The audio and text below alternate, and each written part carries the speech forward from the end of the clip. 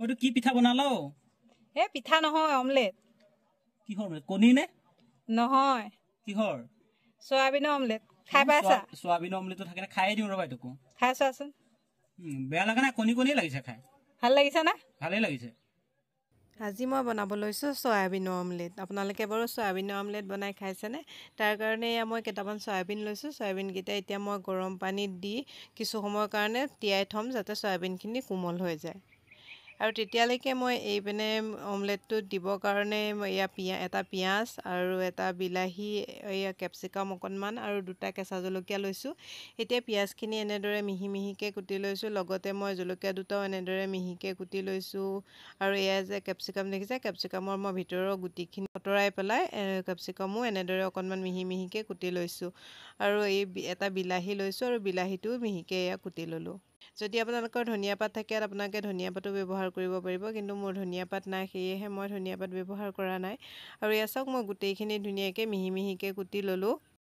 আৰু এইফালে যে মই চয়াবিনখিনি তিয়াই ৰাখিছিলোঁ, আৰু এই চয়াবিনখিনি ধুনীয়াকৈ কোমলি গ'ল। এতিয়া মই এই পানীৰ পৰা ধুনীয়াকৈ চেপি চেপি পানীটো আঁতৰাই টুকি ল'লোঁ।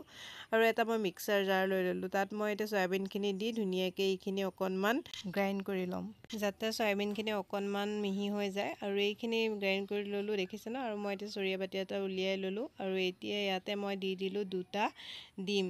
ডিম 2টা দিয়াৰ পিছত মই চয়াবিনখিনিৰ লগত ভালদৰে এবাৰ চামুচখনৰ সহায়ত এনেদৰে মিক্স কৰি ল'লোঁ। আৰু মিক্স কৰি লোৱাৰ পিছত এতিয়া ইয়াত মই দি দিছোঁ এচামুচ আদা নহৰু পেষ্ট। আৰু এতিয়া যে মিহিকৈ কাটি ৰাখিছিলোঁ বিলাহী, কেপচিকাম, পিঁয়াজ, জলকীয়া, এইখিনি দি দিলোঁ। ইয়াত মই দিলোঁ সোৱাদ অনুসৰি অকণমান নিমখ, অকণমান হালধি গুড়ি, অকণমান জিৰা গুড়ি, অকণমান ধনিয়া গুড়ি আৰু অকণমান গৰম মছলা দি দিছোঁ।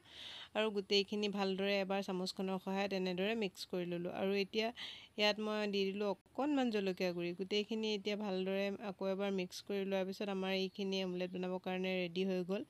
আনফালে মই গেছত পেনখন পাতি তাত মই তেল দি দিছোঁ। তেল যেতিয়া গৰম হৈ গ'ল, এতিয়া মই ইয়াত দি দিলোঁ চয়াবিনৰ মিশ্ৰণখিনি দি মই চামুচ পাতৰ সহায়ত এনেদৰে হেঁচি হেঁচি ধুনীয়াকৈ কেওকাষে বহলাই দিছোঁ।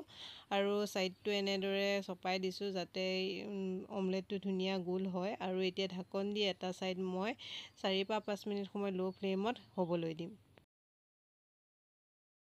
4 পৰা 5 মিনিট সময় হোৱাৰ পিছত দেখিছে নহয়, ওপৰটো একদম শুকাই অহা নিচিনা হৈছে। তেনেকুৱাতে এতিয়া আমি এইখিনি লুটিয়াই দিব লাগিব। লুটিয়াবৰ কাৰণে এটা পাতৰ সহায়ত লুটিয়ালে ভাঙি যাব পাৰে। মই কি কৰিছোঁ, এখন প্লেটৰ সহায়ত পেনখনৰ ওপৰত দি পেলাই পেনখন উল্টাই দিছোঁ। আৰু যেতিয়া প্লেটখনলৈ আহি গৈছে, মই ইটো ছাইড এনেদৰে লুটিয়াই দিলোঁ।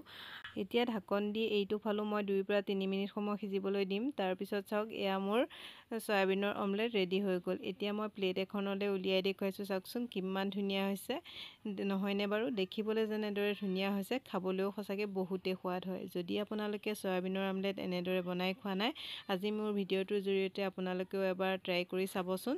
আৰু এতিয়া মই এইটো ধুনীয়াকৈ পিজ্জা কাটাৰ এডালৰ সহায়ত মই আপোনালোকক কাটি দেখুৱাম, চাওকচোন। এয়া মই ধুনীয়াকৈ পিচ কৰিছোঁ। আৰু পিচ কৰাৰ পিছত আপোনালোকক দেখুৱাম, চাওকচোন কিমান ধুনীয়া হৈছে পিচটো। আপোনালোকে এনেদৰে চয়াবিনৰ অমলেট বনাই ভাত বা চাহৰ লগতো ধুনীয়াকৈ খাব পাৰে। খাবলৈও সঁচাকৈ বহুতেই সোৱাদ হয়। শেষত মই আজি চয়াবিনৰ অমলেট ৰেচিপিটো চাই কেনেকুৱা পালে কমেণ্ট এটা কৰি জনাবলৈ নাপাহৰিব। যদি ভাল পালে লাইক, কমেণ্ট, শ্বেয়াৰ কৰাৰ লগতে চেনেলটো ছাবস্ক্ৰাইব কৰি দিব। আজিলৈ বাই বাই।